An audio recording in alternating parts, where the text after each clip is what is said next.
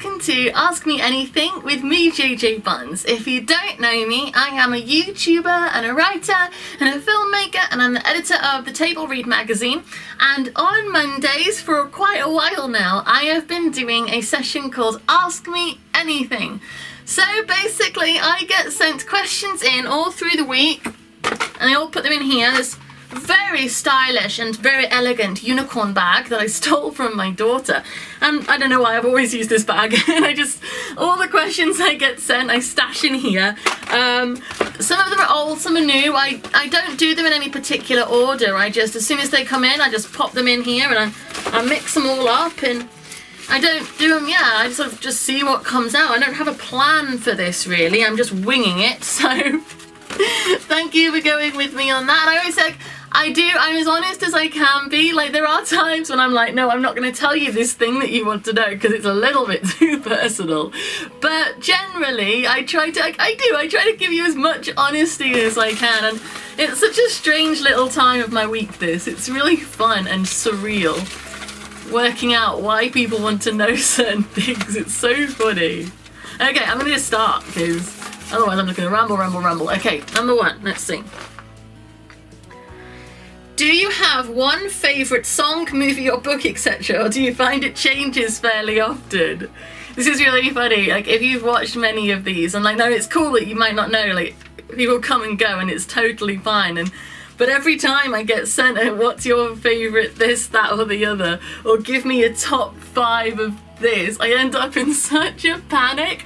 Honestly, my brain just gets so, like, completely overwhelmed by all the thoughts I have of things that I happen to really enjoy, and I get really sort of like, oh my gosh, I don't know.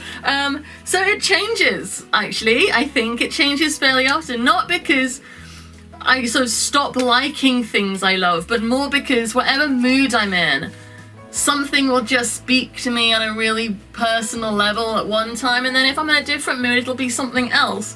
I still love all the things I love, but the number one slot, I think that changes quite regularly. Alright, let's see. What will we get? Alrighty-roo. What would you do if you knew your friend was being harassed? This is a really interesting one.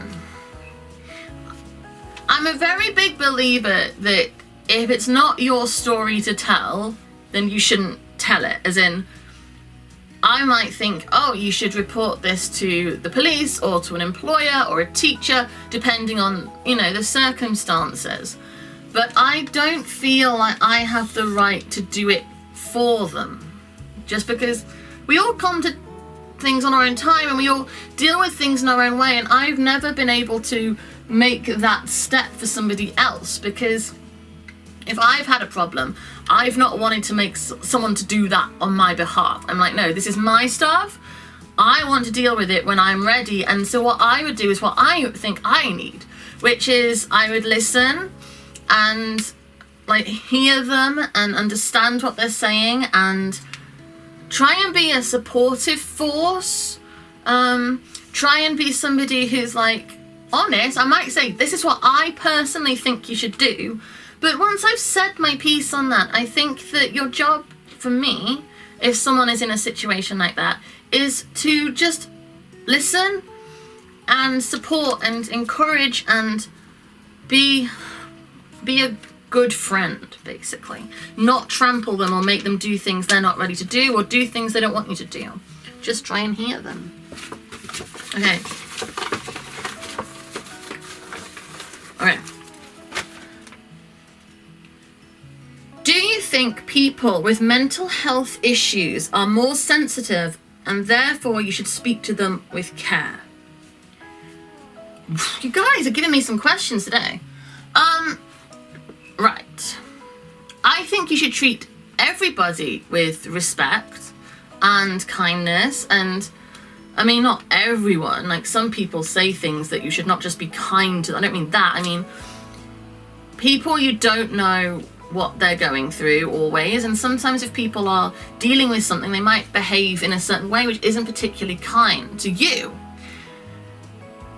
So the only thing is, right, having a mental health issue, and I speak not just for me, I mean, like, for me and, like, things I've experienced as well, like, not just for me as a person.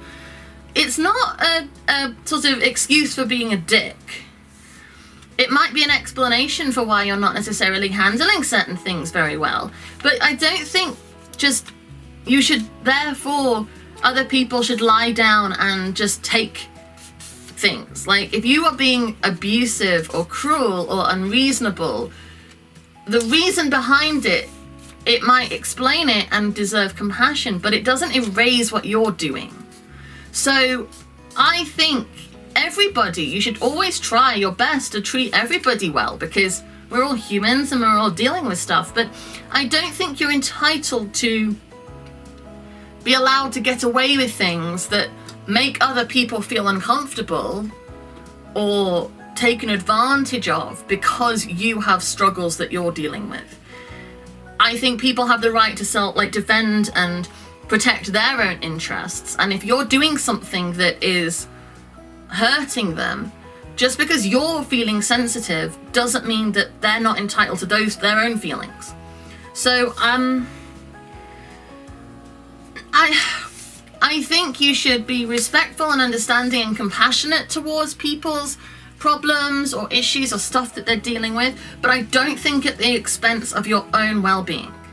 And toxic behavior can come from people in any world, whether they are mentally unstable or mentally suffering or mentally in pain, or if they're not.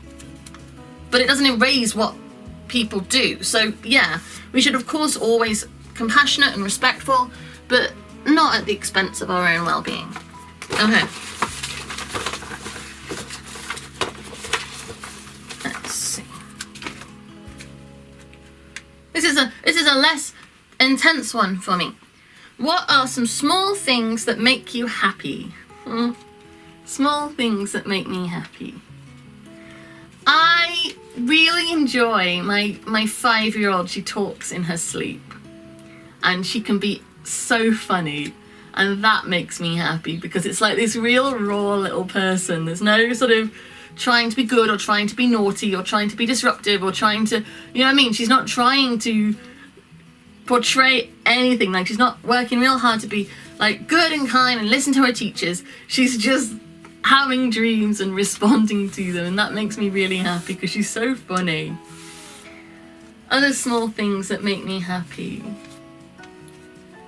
Let's see. If my favourite cup is clean, like if it's come out of the dishwasher exactly when I want it, that makes me happy. And if I can find both my slippers, because I like my comfort things, and I like to wear slippers if it's not too hot. Because sometimes it's way too hot and you can't imagine putting something fluffy on your feet. But I love slippers. I have loads of pairs of slippers, but my dog also loves slippers. So it's very rare I can actually find a pair of slippers. I think I've got some buried in the garden because I've got single slippers that I've not seen their other half for just like a really long time. I might have to put like just hundreds of pairs of slippers on my birthday present list, because I'll just be like, everyone just buy me slippers. And then when one of them goes missing because the dog has stolen it, I could just crack the next pair out. So yeah, slippers make me happy. Okay. Let's see. Do you prefer The Big Bang Theory or How I Met Your Mother? That's a fun one. I watched both of them. I was wearing my Bazinga hoodie yesterday. I think, as with most series, both of them maybe went on too long and just kind of lost some of their original charm and energy. And if they'd ended just a couple of seasons earlier, you would have kept the magic. So yeah, I think both of them lost a bit of their original charm and magic. I love both of them for different things. I love Lily and Marshall, really love them. I love Sheldon. I love Leonard and Penny. I'm gonna go Big Bang Theory, but not by a massive way. Just, I think that the charm of that one was more appealing for me than the charm of How I Met Your Mother, but not by masses. Okay. What song do you love to dance to? Let me see. I like to dance to lots of songs.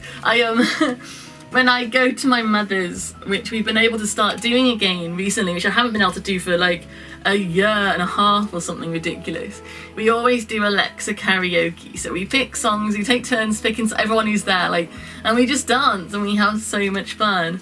And I like to dance to just silly poppy things, like we'll dance to ABBA. I like dancing to things like Damn It Janet from Rocky Horror. And really dramatic things, like we'll play sort of like Bat Out of Hell by Meatloaf, and I'm like bouncing all over the place, having so much fun. I just, anything really that is fun. I love dancing. I love dancing and bouncing around the place and having a lot of fun. Let me see. How many have I done? Not too many more. What is your favourite car?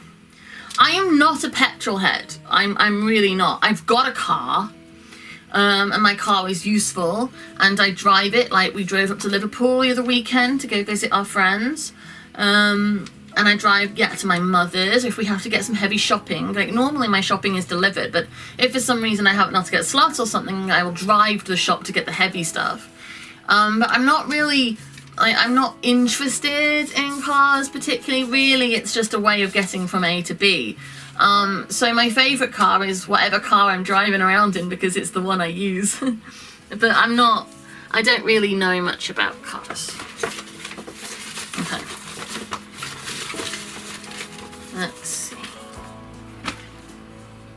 What's your favourite season? You know what? You know how I was saying I get asked your favourite thing and I just can't think of anything at all. This, I actually do have a real strong favourite. Autumn is my favourite season.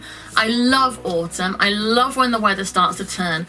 I get all hot and sweaty, and by the end of summer I'm all blotchy and cross, and I film these videos, and honestly my fringe by the end of it is just glued to my forehead, because I'm just when autumn comes and the weather starts to change, and I can start wearing my nice fluffy jumpers and my fluffy jammers, and like I say, I like comfy things. So I've got dressing gown and fluffy things, and I get to snuggle up and I feel much better. And I like to wear tight boots and big coats and scarves, and I start to gradually, winter starts to get too cold and I start to be I'm longing for spring because I'm freezing. But autumn, when it's just starting to turn, and you can start, the nights start getting darker again, and the leaves are going orange, and you start getting nice chilly days, and you can start, Plus, my birthday's in the autumn, and Halloween is in the autumn, and those are brilliant, so autumn. Right, I'm only going to do one more, because otherwise I end up blah, blah, blah, blah, blah, blah, blah.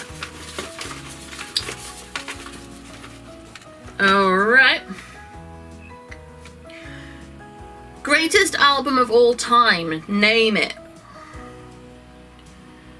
No.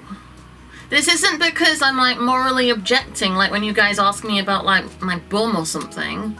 This is because I can't name it. I can't name the greatest album of all time. That's too subjective.